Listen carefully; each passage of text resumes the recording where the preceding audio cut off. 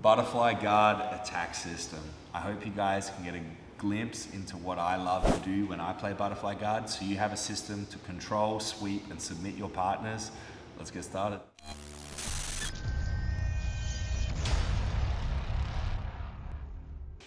Hey, what's up guys? Prof Tom. I'm here with my purple belt student Matt, and we're going to have a look today at the butterfly guard.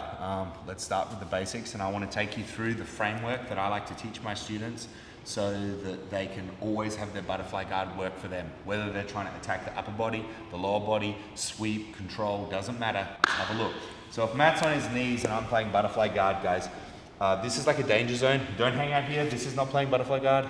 This is vulnerability. Okay, so think of it, when I play butterfly guard, I think of it as if I'm a grappler and he's a striker and we're in MMA. I don't want to hang out here. I want to get real close real quick. Okay, so when we move in with our butterfly guard, guys, understand that you're always going to have a dominant leg and a support leg. Butterfly guard is not an ambidextrous sweeping position at a high level. Ultimately, guys, I want to favor a leg, so in this case, since the camera's to my right, I'm going to leave my left leg in and take my right foot out. Okay, so this little mini butterfly reverse X guard thing here, this will come in handy later, especially if you guys start attacking inverted heel hooks and stuff from inside ashi. But what I want you guys to understand is I need to attach. So no matter what kind of butterfly guard I do, I need to attach. There are a few primary control positions. One is an overhook. This is the one I like best because I think it's easiest to get.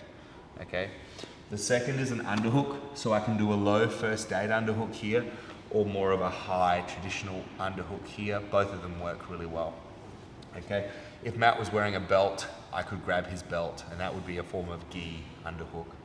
So for all intents and purposes, I personally find the overhook to be the easiest to get, so I like the overhook, although you can do everything we're about to do from an underhook too. So understand that Matt sweeps in two distinct shapes, okay? So Matt will roll well as a ball, like a sphere, okay?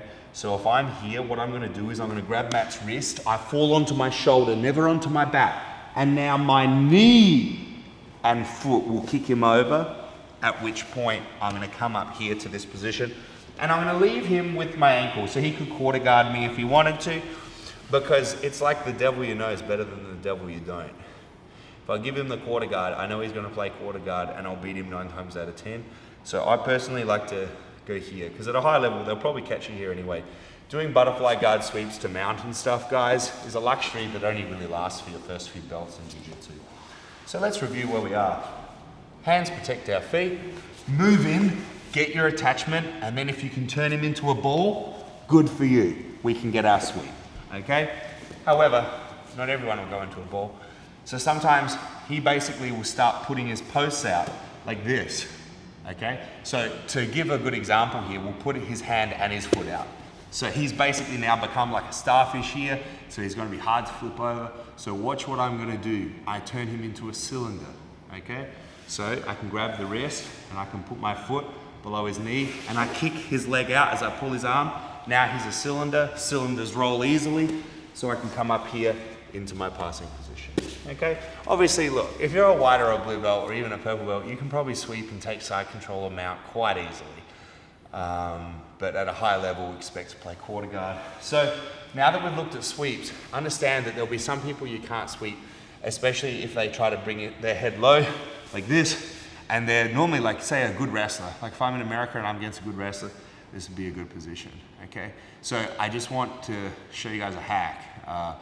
This was from Carlos Machado, my professor, Coral Bell, and he calls it like a hook flip.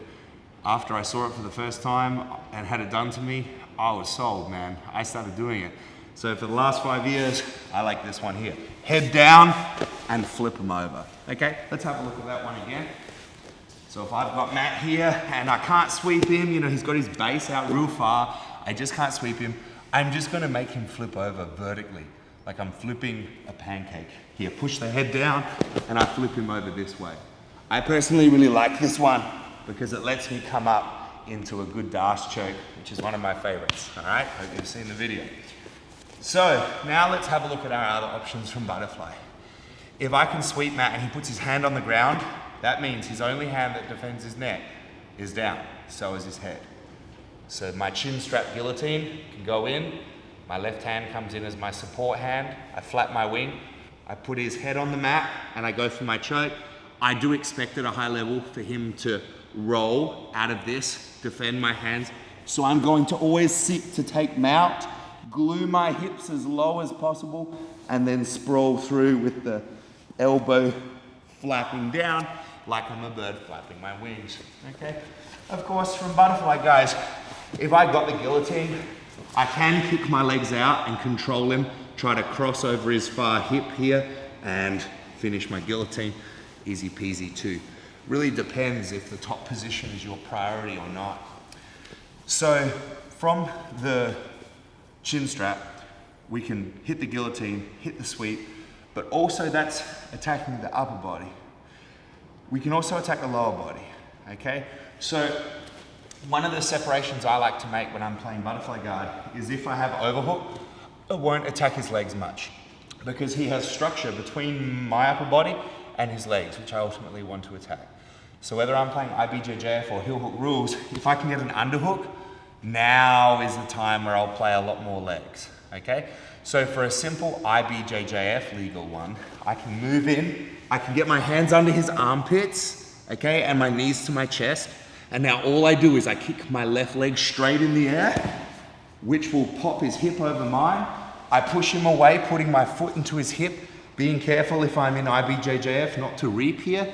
Okay, so I put my foot in the hip, I've clamped my knee to my heel, and now I push his knee out as I pull his foot in, which gives me my bite on his heel.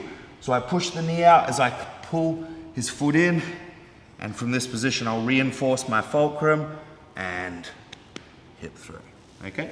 So this is an easy way to get into Ashigarami, and if you can get into this single leg X Ashigarami position from butterfly, happy days. You can sweep, you could just sweep and get up, take your sweep points, or you can go for a foot lock or other attacks too. But if you can heel hook, one advantage of having the primary leg and a secondary leg is not just control over this single leg. It's that if I can get an underhook and come under the far leg, I can now bring him on top of me and lock my inside Ashi position and lock my inside heel hook right from the get-go, okay? So you'll see a lot of athletes that are good with their butterfly guard and heel hooks will look for this. Craig Jones would be obviously a tremendous example, but either way, if I borrow that again on his legs here, my goal is to bring his hips over the top of me so that when I triangle off my legs, I have him rolled over, then I bring my body over his ankle, I pull the heel to expose, I lock my fulcrums, and then I've got all my weight through here, so I just bridge through. So all I'm doing is like this, okay? At one of my recent matches, guys, I had this position with the bridge, and it was a full tear of the MCL, okay? So be careful, but ultimately, obviously, if you do want or need to break it, hips forward. It's not a rotational lock, it's hips in, okay? So there you go, guys, from butterfly guard. One thing I would suggest from butterfly guard is have a way to attack their hands. So one thing from butterfly guard that I like to do is, although I'm normally always trying to do an overhook or an underhook on one of the sides, the old Mr. Miyagi to the arm drag, wax on, wax off, to the arm drag gives you back takes from butterfly, okay? But so too do duck unders. So if I'm playing an overhook like this, if his hand goes in front of my body, I'll drag it by. So I link the overhook with the arm drag. If I've got an underhook, I link the duck under with the underhook for the back take, okay? So there are two little things you can add, but if you can attack all these options, attack the sweeps, don't stop. Keep your butterfly guard going. It might take you a few months to get good sticky feet, you know, inside people's legs. But when you do, the butterfly guard is amazing. Gi, no gi, like leg locks, chokes, everything. It's just so effective. I really hope you enjoy it as much as I do. So Thanks for watching, guys. I'm Professor Tom, and if you'd like to jump onto the Grappling Academy website, we've got cool full courses. Like, I know you guys enjoy my videos on YouTube, but sometimes I get to sit down for hours and film on one topic and give you everything I have on it, and we have those videos on the website. So thank you for your support. I hope you've enjoyed the videos, guys, and I hope to catch you at a seminar or something soon. Take care.